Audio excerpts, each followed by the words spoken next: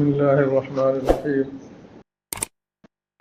نحمده ونصلي على رسوله الكريم أما بعد أعوذ بالله من الشيطان الرجيم بسم الله الرحمن الرحيم وسارعوا إلى مغفرة من ربكم وجنة عرضها السماوات والأرض أعدت للمتقين الذين ينفقون في السراء والضراء والكاظمين الغيظ والعافين عن الناس والله يحب المحسنين صدق اللہ العظیم۔ قابل قدر سامعین اعظام، اللہ تبارک و تعالی کا اپنے بندوں کے اوپر سب سے بڑا احسان یہ ہے کہ اس نے اس کو ایمان کی دولت سے نوازا، رسول اللہ صلی اللہ علیہ وسلم کا امتی بنایا، اور شریعت کا اصول ہے آدمی جب نعمت کی قدر کرتا ہے، اس نعمت کی شکر گزاری کرتا ہے تو اللہ تعالیٰ اس نعمت میں اضافہ فرماتے ہیں۔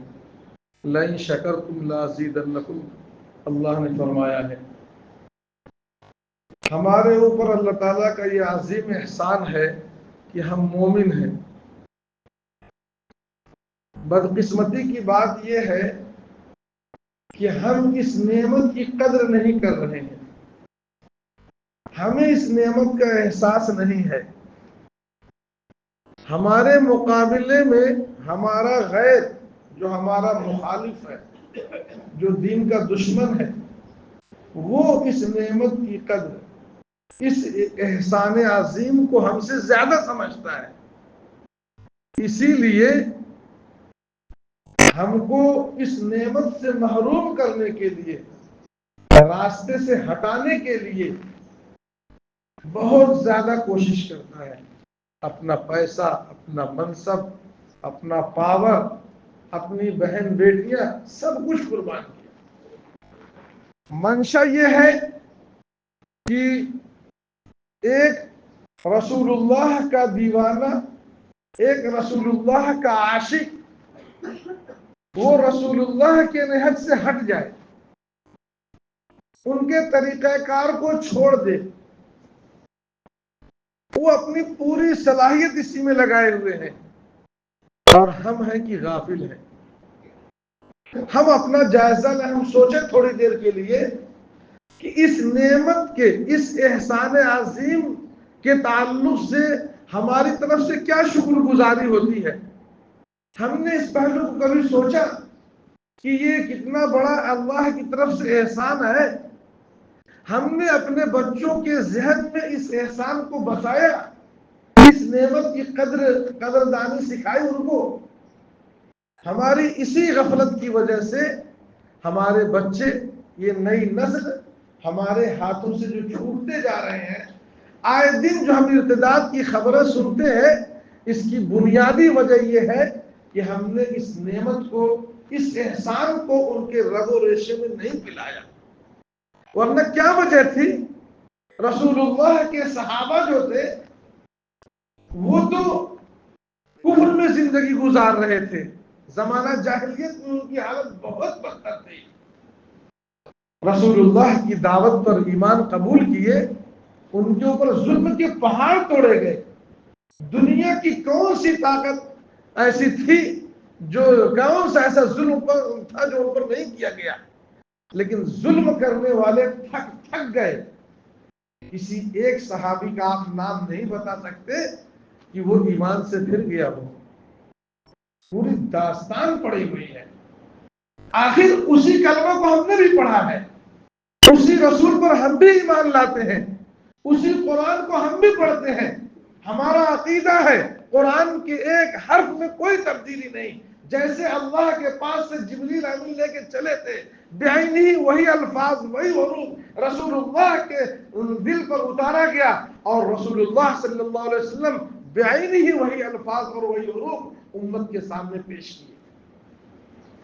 وہ زمانہ جاہلیت کے لوگ تھے، ان کی پوری زندگی 50 سال 60 سال 80 سال کفر میں ڈوبی ہوئی تھی، وہ اس قرآن کو سنے، ان کے دل میں ایمان ایسا بسا کہ دنیا ان کو پریشان کر کے اپنی ساری صلاحیت استعمال کر کے ان کو ایمان سے نہیں پھیر سکی۔ اسی قرآن کو ہم بھی پڑھ رہے ہیں، اسی رسول پر ہم بھی ایمان لائے ہوئے ہیں، روزانہ اس رسول کے نام پر ہم اپنی ہر چیز قربان کرنے کے لیے تیار ہیں۔ آخر کیا وجہ ہے ہماری بہن بیٹیاں، ہمارے بھائی اتنے آسانی سے پھر جا رہے ہیں؟ بہت سارے اس کو وجوہات اسباب ہیں، ان میں سے ایک سبب ایک یہ ہے کہ ہم نے اپنے بچوں میں یہ عظمت، یہ احسان عظیم، اس نعمت کی قدر ان کے دل میں نہیں بیٹھائی۔ اس نعمت کی قدر کر، اس نعمت کو دل میں بسانا ہے، اس کا کیا طریقہ ہے؟ بہرحال ہر آدمی جو جس معاملے میں غور کرتا ہے، اس میں سر کھپاتا ہے، اللہ اس کے لیے راستے کھولتے ہیں، علماء کرام اس کے بہت سارے طریقے بتاتے ہیں۔ میں آپ کے سامنے ایک تجویز رکھتا ہوں، رسول اللہ صلی اللہ علیہ وسلم نے جو اسلام کا طریقہ سکھلایا، جب بچہ پیدا ہو، بچہ پیدا ہونے کے بعد سب سے پہلا عمل کیا کہا گیا؟ صاف ستھرا کر کے اللہ کی عظمت، اللہ کی بڑائی، رسول اللہ کی رسالت اس کے کان کے راستے دل تک پہنچائی جائے۔ بچہ کچھ سمجھتا ہے؟ کچھ بھی نہیں سمجھتا، ذہن بالکل صاف ہے۔ ہم لوگ یہ سمجھتے ہیں کہ ابھی بچہ ہے، اس کو کیا پڑھایا جائے، کیا سکھایا جائے۔ ہم تو بچے کو بچپنے پر چھوڑ دیتے ہیں، اس کی نادانی پر۔ شریعت کیا کہتی ہے؟ نہیں، جیسے ہی دنیا میں آیا، آنکھ کھولا، سب سے پہلے اللہ کی عظمت، اللہ اکبر اللہ اکبر، اللہ کی کبریائی اس کے دل میں بسائی جائے۔ معلوم ہوا کہ اپنے بچوں کے سامنے اللہ کی عظمت اور کبریائی کو بیان کیا جائے۔ اپنے بچوں، ہم اپنے گھر کا ماحول ایسا بنائیں کہ بات بات پر اپنے بیٹے کے سامنے، اپنے بچوں کے سامنے، اپنے گھر خاندان والوں کے سامنے اللہ کا تذکرہ آئے۔ باپ کو بتا، بیٹا صبح اٹھا، پوچھا ابا کہاں گئے؟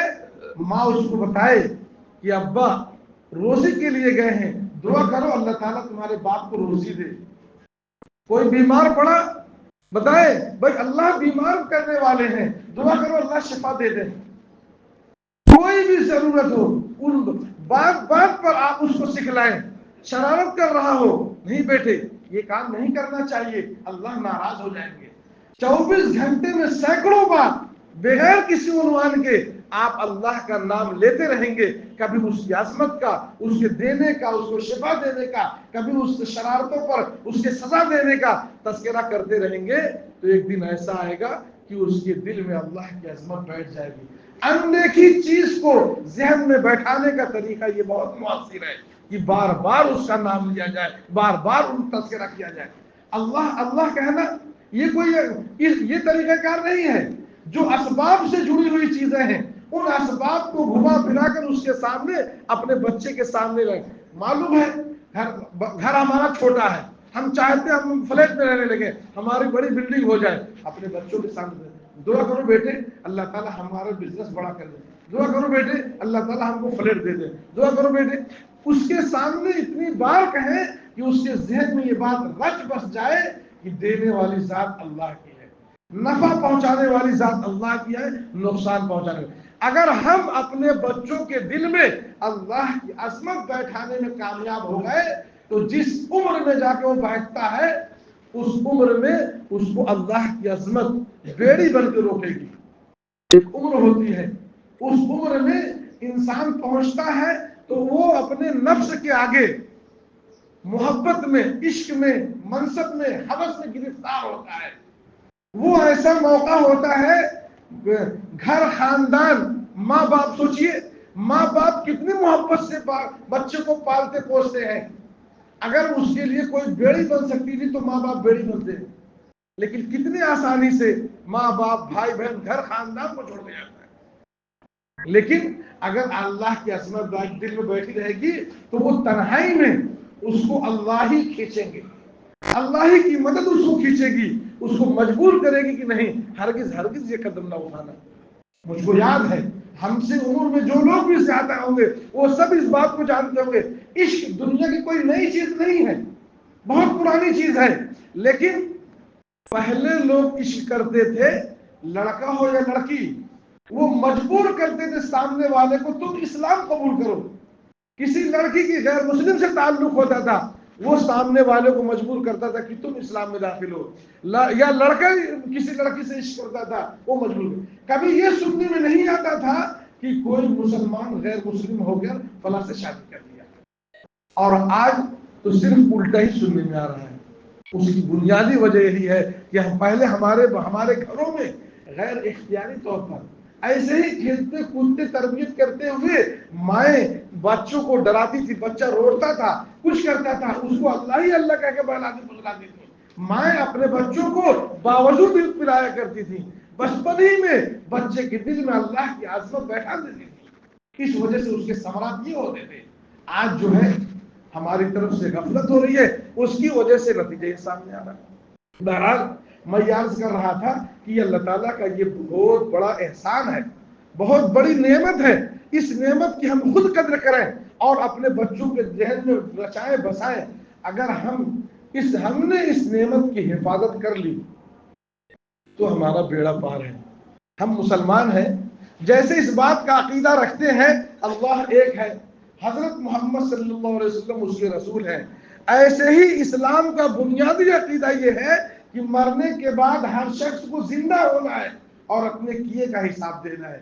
کل محشر میں اس نعمت کی قدر ہوگی، رائی کے دانے کے برابر بھی ہمارے پاس اگر ایمان محفوظ رہ گیا ہوگا ہم جنت میں ضرور جائیں گے۔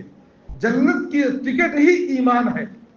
ایک حدیث میں ہے کل محشر میں رسول اللہ صلی اللہ علیہ وسلم جب اپنے سارے امتیوں کو جب فیصلہ ہو جائے گا جنتی جنت میں چلے جائیں گے، جہنمی جہنم میں چلے جائیں گے، رسول اللہ صلی اللہ علیہ وسلم اپنی جگہ پہنچنے کے بعد بھی دعا کرتے رہیں گے۔ اس وقت تک آپ کو قرار نہیں آئے گا جب تک ایک امتی بھی جہنم میں ہوگا۔ ہمارے آقا ہمارے لیے کتنا تڑپے، جب تک دنیا میں تھے روزانہ ہمارے لیے روتے تھے، وہ تو بخشے بخشائے تھے، اور ہم نے کہہ دیا تھا کہ آپ کے اگلے پچھلے سارے گناہ معاف ہیں، لیکن پوری رات سجدے میں روتے رہ جاتے تھے۔ کیوں؟ ایک ایک امتی کے لیے، ایک ایک امتی کی ہدایت کے لیے۔ کل قیامت کے دن جب جنت میں آپ پہنچ جائیں گے تب بھی آپ روتے رہیں گے ایک ایک امت کی مغفرت کے لیے۔ اللہ کی طرف سے اجازت ملے گی، ٹھیک ہے سارے لوگوں کو جنت میں لے کے چلے جائیے، جتنے جہنمیوں میں ایمان کے اثرات ظاہر ہوں گے کوئی نہ کوئی اثر ہوگا اس کو آپ نکال لائیں گے۔ حدیث میں ہے پھر اللہ تبارک و تعالی ایسے افراد کو، بہت سارے افراد کو نکالیں گے جن کے ایمان